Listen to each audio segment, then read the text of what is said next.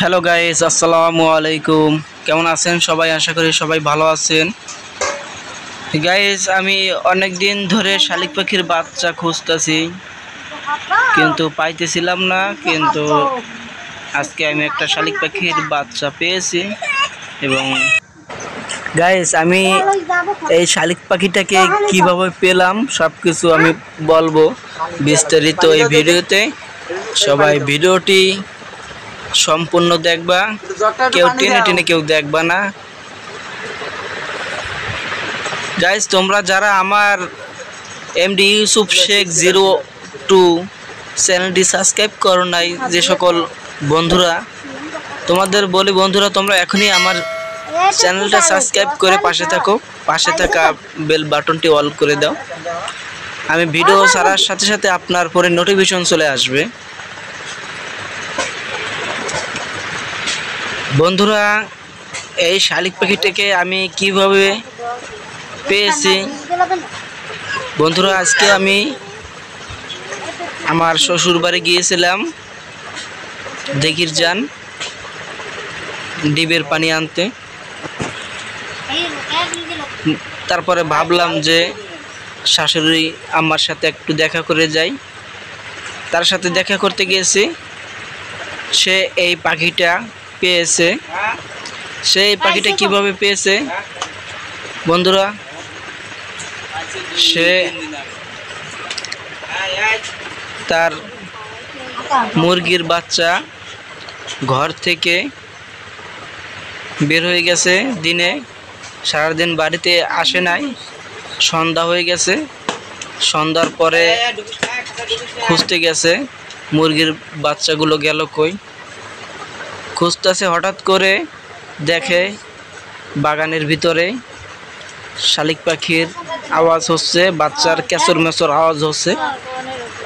তারপরে লাইট মেরে দেখে কি একটা সুস্কা ইঁদুর শালিক পাখির বাচ্চাটাকে টাইনে নিয়ে যাচ্ছে, টাইনে হেঁচড়ে নিয়ে যাচ্ছে গাড়ার ভিতরে। পরে আমার শাশুড়ি মা সে সুসেটারের লাড়ি দিয়ে একটা পিডান দেয়। পিডানটা দেওয়ার পরে শালিক পাখির বাচ্চাটাকে রেখে চলে যায়। তারপরে সে এই শালিক পাখির বাচ্চাটাকে সংগ্রহ করে তার কাছে রেখে দেয়। তারপরে আমি আজকে গিয়ে তার কাছ থেকে এই পাখির বাচ্চাটা আমি নিয়ে আসলাম আমাদের বাড়িতে। এনে আমার পাখিটাকে এনে আমি ফিট এই খাবারটা খাওয়াচ্ছি, নরম করে খাওয়াচ্ছি খাবারটা। ওইদিকে দেখেন, ওই যে আর বাড়িতে আনার সাথে সাথে আমাদের যে ঘরের বিড়ালটা, সে মনোযোগ দিয়ে দেখতেছে আমি পাখিটাকে কিভাবে খাওয়াচ্ছি, কি করতেছি পাখিটার সাথে। গাইস, আমার আগে একটা শালিক পাখি ছিল। শালিক পাখিটা 1 বছর বয়স হয়েছিল। শালিক পাখিটা কথা বলতো। আমি খুলনা গিয়েছিলাম আরুসুবেট হাসপাতালে, তখন আমার পাখিটাকে রেখে গেছিলাম বাসায়। তারপরে বাড়িতে ফোন দিয়ে শুনি যে পাখিটা খাঁচার ভিতর থেকে বের হয়ে গেছে কিভাবে যেন। তারপরে বিড়ালে মাইরে ফেলছে, আমাদের বাড়ির বিড়ালে। আপনারা শালিক পাখির বাচ্চা যদি আপনারা কেউ পালেন, তাহলে আপনারা অনেক সতর্ক থাকবেন বিড়ালের কাছ থেকে। কারণ বিড়াল সুযোগ খুঁজে কোন সময় তাকে আক্রমণ করবে, কোন সময় তাকে মেরে ফেলবে, বিড়ালের এমন। আপনারা সব সময় সতর্ক থাকবেন। বাসা বাড়িতে কোনো পাখি পালন করতে গেলে, শালিক পাখি, ময়না পাখি, সবসময় আপনারা সতর্ক থাকবেন। আমার ভুলের কারণে আমার পাখিটাকে মেরে ফেলছে আমাদের বাসার বিড়াল। খাঁচাটা মুখটা তালা মারা ছিল, আমি তালাটা খুলে রেখে গেছিলাম। তালাটা নষ্ট হয়েছিল, মানে তালা লাগে না।